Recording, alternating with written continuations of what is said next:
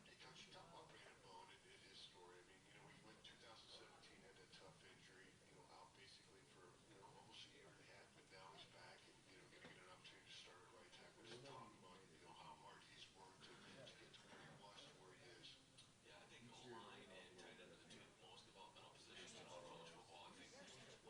tight end position, especially when it comes to that. Thank you, as always, on the WCM side.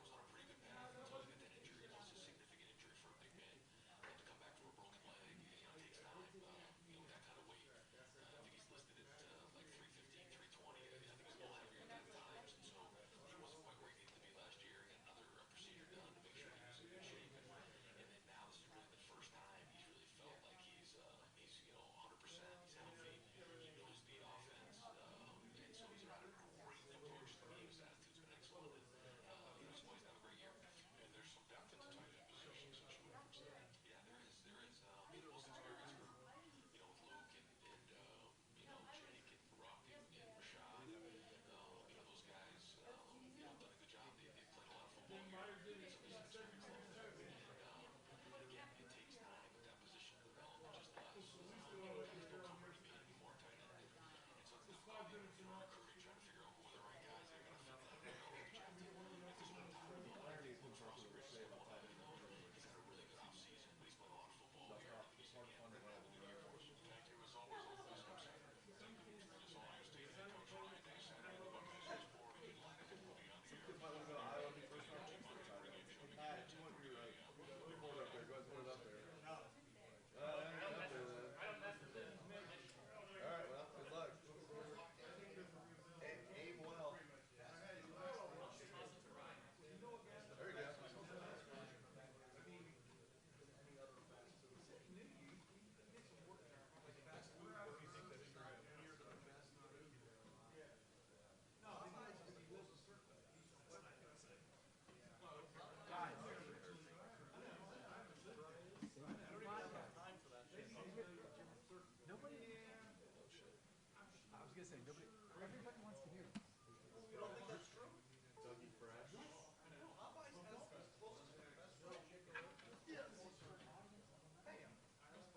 pregame show beginning at 10:30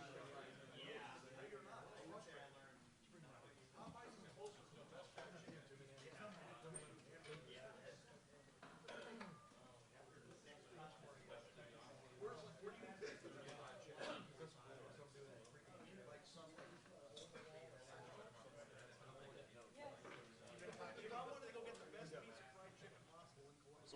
Hot chicken takeout. I'm You're not asking going to definitely. lost them all. Yeah, that's what he always says. He always ends up with one. But that's what I wanted because it's like right there. You just walk right through it. He still has insurance.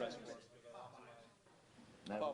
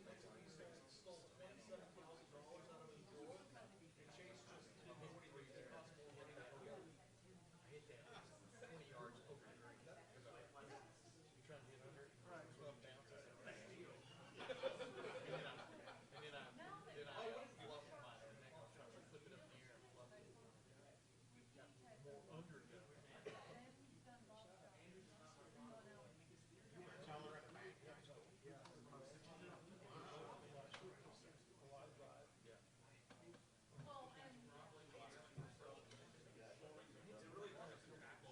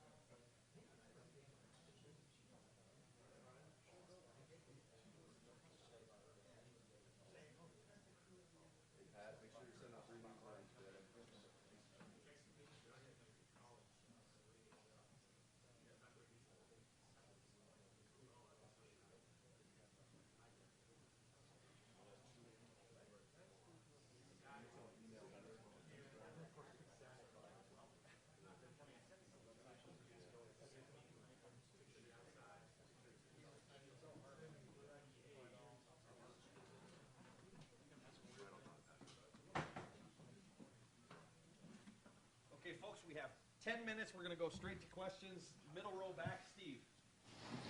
Yeah, Coach, curious, you've had a lot of guys lose the black stripe. Just can you put a number or some names with some true freshmen? I know you have 4 games with the red shirt rule that you can mix them in, but if the game goes according to how you feel it might go, who might play this game out? Everybody's got to be ready to roll because, like you said, the 4-game rule, we want everybody to have an opportunity to play. So, they all have to be ready to roll. Some of the guys who have been here a little longer, talking on offense, Garrett and Jamison, we got to be ready to roll. They'll probably find their way on the field at some point.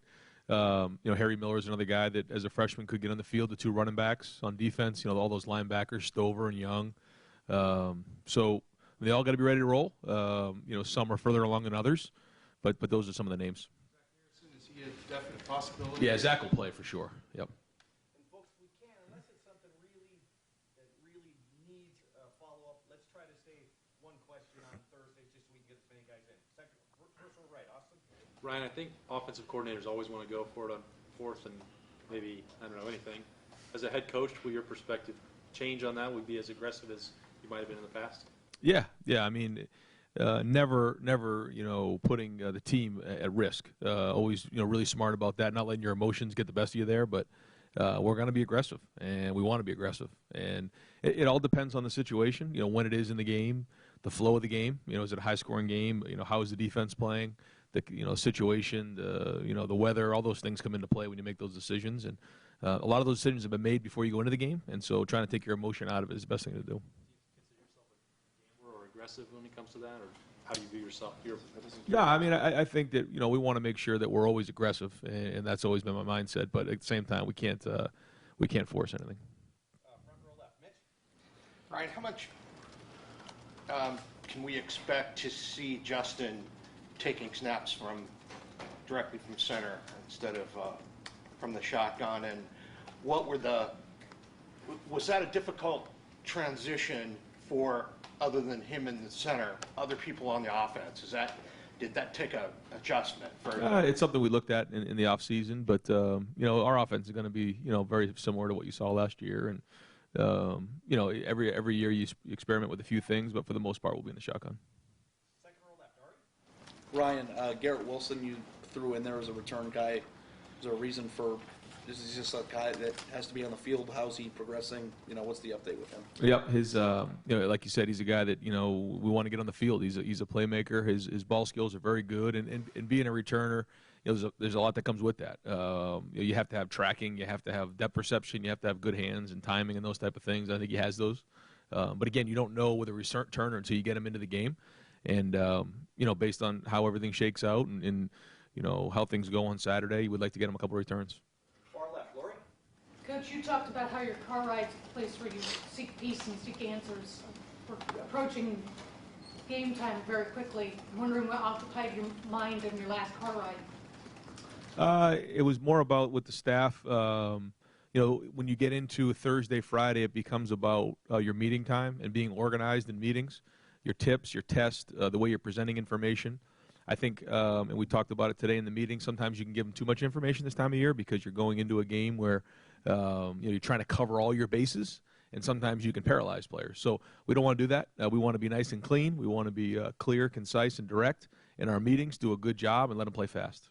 Second row left, Bill. Ryan, you mentioned the other day that maybe you're not quite sure what to expect from the defense as the new coordinator. Mike worked with this guy at Oklahoma State. I'm just wondering if you relied on him any extra this week with his background and relationship with Glenn. Yeah, a little bit, but he's changed even in the last couple of years, and I know that there's other guys on that staff that are going to have influence on what he's doing. But yeah, talk to him a little bit about his experience, at Oklahoma State. But I think they've changed. Just looking at the way that they view some of their 3-down stuff, and last year at Charlotte. But then also I know there's going to be an influence here from the other coaches there. So we're going to have to kind of adapt once we get into the game. You were asked about kick returners and punt returners on the radio show. Who will be your top kick returners and punt returners? We got a bunch of guys out there, right? That'll be kind of ready to roll. DeMario and KJ and Garrett will be in the mix right there. So we'll kind of roll those guys. We'll play with a little bit of depth, and then we'll kind of see as the game goes on who's got the hot hand. Is Tough your punt protector? He's one of them. How about Gunners? Yeah, we're going to roll gunners. You know, Chris will be out there and Jeff will be out there, but we have a bunch of guys that'll play gunner. But that's a position that was awesome last year. You know, they were really good, and Jeff and Chris and those guys have some experience doing that. But those two guys got to step up for us. This is all one question. As much as we all talk about the importance of special teams, just are there a couple guys maybe on kick coverage or other parts of special teams who have really hey, they're going to be core special teams guys, whether they're young guys or back a lot of our guys, special teams guys are back when you think about the guys who have played, and so when you take a look at the back end in terms of skill with safeties and corners and those kind of guys, they're kind of all back. So those guys played last year with Isaiah Pryor and those type of guys. The linebackers, same thing. Tight ends, same thing. We didn't really lose a lot of those guys, and those would make up your special teams. There's still some young guys like Craig Young and those guys who want to make an impact on special teams, but when you look at our kickoff return, punt return from last year, most of those guys are back. So they're experienced, and I think Matt's done a really good job of teaching. He's a great teacher and embrace that, but we got to pick up from where we left off last year.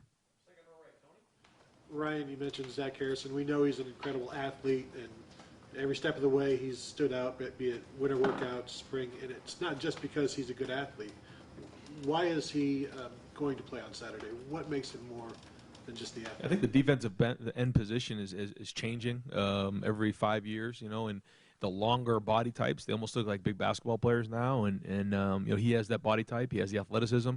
But the thing that surprised us when he got here is just really how mature he was in his approach. Played tough, practiced hard, had a very mature approach about him, and so I think his ceiling is through the roof, and now he's just got to get some experience. Third row left, Dan. Ryan, as you get each day closer to the game, does the reality start to hit you a little more that, hey, I'm really Ohio State's head coach and I'm about to do this for the first time? Yeah, a little bit, yeah. But again, you go on a journey with a bunch of guys, a bunch of coaches, staff members, and then players, and it's fun because when you go lock arms together and go play somebody, it's all the work that you put in up to that point. And if you trust the training, if you trust everything you've done in the off season, if you trust everything you've done in preseason, if you trust all the preparation you've done in meetings, then you have confidence and you can go play with speed and toughness because it all goes back to how you train. Because once you get into a game, you're going to fall back to the level of your training, and so we have to have confidence in that, and we will. Ryan, what is your vision in terms of how the tight ends will be used in your offense? Do you think it'll be similar to the last couple of years, or do you want to get them maybe perhaps more involved in catching passes? Yeah, it'd be very similar to the way it was last year. But I think they're just a year older, a year more mature, and we have some really good wideouts, so we want to get those guys on the field. But that's a strength for us because of the experience of that group, and but we'll need all of those guys. What have you seen from Thayer Mumford returning from injury, and how important is he to this offense? He's really important because he's one of the returning guys up front. The rest of those guys, Brandon played a little bit, but he's not a returning starter. He's really the only returning starter we have up there. So his experience is critical, especially being at left tackle. He's done a good job in preseason, and he's ready to play. And final question, front row right. Yeah, Bo, you are the only undefeated coach in major college football. Did you know that? I did not. At this point. That's not my question. Okay.